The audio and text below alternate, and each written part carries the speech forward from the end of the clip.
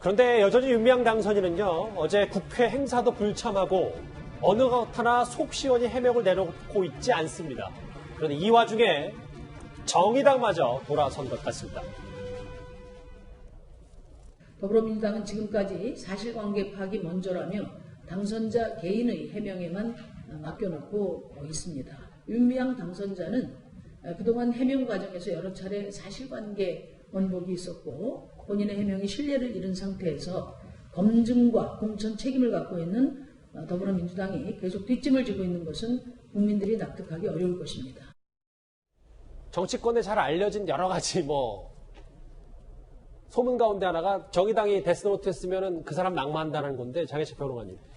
정의당이 저 목소리, 심 대표 목소리를 들으니까 확실히 윤미향 당선 이름을 데스노트에 쓰게 쓴 겁니까? 썼다고 봐야겠죠. 또 심상정 대표가 무슨 말 했냐면, 윤 당선인이 그동안 해명 과정에서 여러 차례 이 사실관계에 관련한 번복이 있었다고 했습니다. 예. 또 가족들이 연루된 의혹도 제기됐기 때문에 스스로 해명한다는 게 더 이상 설득력을 갖기 어렵다고 했어요. 이 말은 윤 당선인이 개인적으로 무슨 소명을 해도 믿어주기 힘든 지경이니 민주당 지도부에서 책임지고 결단하고 제명 등의 조치를 취하라는 겁니다.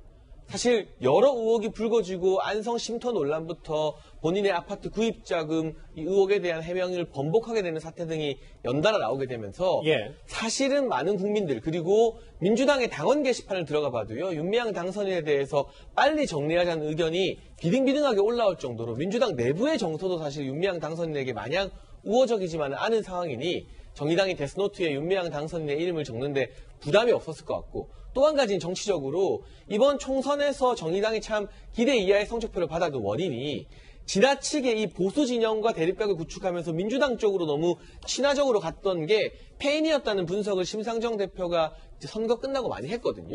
이렇게 구체적으로 사안이 뚜렷한 부분에 있어서 21대 개헌 전부터 이제 거대 여당이 된 민주당과 각을 세우면서 정의당다운, 정의당의 정체성을 좀 확립하려는 그러한 의도도 이런 발빠른 조치의 배경으로 작용했다고 보여집니다. 그럼에도 불구하고 여당은요, 일단 지금 분위기로 보면 윤미향 당선인이 이용수 할머니와 만난 뒤 분위기가 좀 지도부가 묘하게 바뀐 것 같습니다.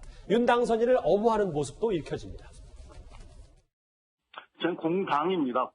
사실관계 확인이 먼저죠. 더구나 또 윤미향 당선자는 어쨌든 국민이 선출하신 분 아니겠습니까? 우리 어떤 입장을 취하고 결정을 하는 데 있어서는 신중할 필요가 있다고 생각합니다. 저는 오늘 여러 인터뷰 중에 김태년 이 원내대표 이 발언이잖아요. 어쨌든 윤미향 당선인도 국민이 뽑아주신 분인데 좀 사실관계 기다려봐야 되지 않겠냐. 이거에 대해서 좀 꽤 많은 감론을박이 있거든요. 근데 국민이 선출했기 때문에 면책특권을 주는 거는 국회 내에서 직무상 발언이나 표결 이런 거에 면책특권이지, 국민이 선출했기 때문에 선출되기 전에 있었던 개인적인 비리나 그런 문제에 대해서 모두 면죄부를 가진다라는 건 성립하지 않습니다. 국회의원은 특권 계층이 아니잖아요. 더군다나 의정활동과 상관없이 본인이 자연인 신분이 있었던 어떤 돈 문제에 대한 일종의 이거는 만약에 의혹이 사실로 확인되면 개인 비리의 문제입니다. 그 개인 비리의 문제를 국민이 선출했다고 덮고 넘어갈 수 있어요? 쉽게 말씀드리면 그 문제 있는 당선인을 공천한 당이 사실은 어떻게 보면 정치적인 책임을 져야 되는 부분인데 그렇기 때문에 김태년 원내대표 저 말은 저는 사리에는 맞지 않는 말이라고 보고, 그리고 이제 보면 사실관계 확인이 먼저다. 아마 검찰에서 빨리 사실관계 확인해 줄 겁니다.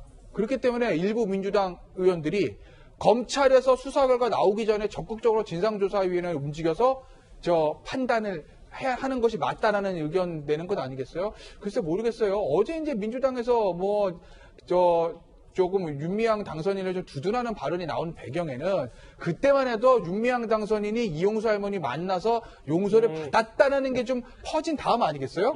그런데 어제 우리가 방송하기 바로 직전쯤에 나 용서 아닌데라는 얘기가 나왔습니다. 맞아요. 그렇다고 보면 새로운 사실관계가 민주당 지도부에 들어간 거 아니겠습니까? 그럼 이제 민주당 지도부도 조금 생각을 달리 해볼 필요가 있죠. 금, 토, 일 3일 남았어요. 만약에 월요일에 이용수 할머니 입에서 굉장히 강한 톤의 윤미향 당선인을 비판하는 말이 나온다면 3일 남았으면 기류가 변할 가능성을 배제할 수는 없는 건데, 그럼 그 다음에 뒷감당 어떻게 하시려고요? 그러니 아마 민주당 측에서도 빠른 시일 내에 윤미향 당선인을 정리하는 것이 훨씬 낫지 않겠느냐라고 저는 보는 거죠. 그러니까 공당이기 때문에 신중해야 한다, 이제 저렇게 말씀을 하셨는데, 사실은 민주당 내에서도 검사나 또는 경찰 출신 이 수사 업무를 담당해봤던 의원들이 상당히 있을 거 아니겠습니까? 그러면 이 문제를 투명하게 밝히고 적극적으로 해결해야겠다고 하는 민주당 지도부에 만약에 의지가 있었다면 실은 신속하게 율사 출신 의원들로 진상조사위원회를 꾸려가지고 예. 즉시 진상조사에 들어갔다면 당 내부에서 세부적인 부분과 관련해가지고 구체적인 뭐 어떤 횡령 금액이라든지 이제 가령입니다.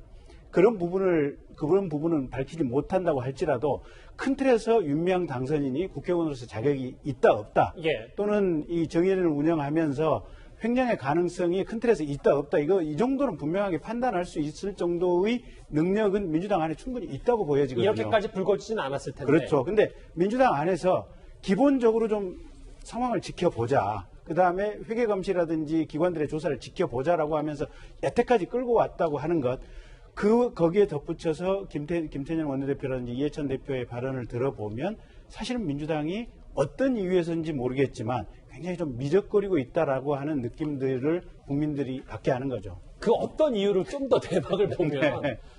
다음 화면을 보실까요? 진중권 전 교수의 말인데 오랜만에 또 인용을 하게 되네요. 운동권의 서사라는 얘기를 했고 뭐 여러 가지 지금 야권에서 얘기는 여기도 나오지만 운동권 서사 얘기도 하면서 잘못의 정의까지 바꿔버리고 있다는 지적까지 있거든요. 지금 민주당, 그러니까 여권 내의 기류가 두 가지인데 그 중에 하나가 지금 그 진중권 씨가 굉장히 거창하게 얘기한 뭐 운동권의 서사에 해당이 되겠습니다. 사실은 1990년에 처음 이 위안부 문제가 불거진 이후에 그 당시 정대협을 구성한 그 초기 운동가들이 굉장히 활약이 많았고 이 문제를 국내뿐만 아니라 한일 관계뿐만 아니라 국제적인 문제로 이슈화하고 해결의 방향으로 가는데 상당히 큰 성공을 거둔 게 사실입니다. 예. 그래서 운동권에서 보기에는 굉장히 성공한 그 운동 사례이기 때문에 이 부분에 대해서는 어떻게 그 명성이라든지 그리고 가치를 뺏기기 싫은 측면이 굉장히 있습니다. 그리고 민주당 내에 굉장히 시민단체를 직접 운영했던 분들도 굉장히 많은데 많죠. 시민단체를 운영해보면 이런 회계 문제라든지 이런 것에 대한 실질적인 어려움을 느끼는 경험을 했던 사람들이 많습니다. 그래서 지금 말하는 운동권의 서사 쪽에 해당하는데 굳이 따지자면 이제 이해찬 대표라든지 예. 김태년 원내대표가 여기에 해당되고 또 하나의 흐름이 있습니다. 또 하나의 흐름은 이게 진영의 문제는 아니지 않냐.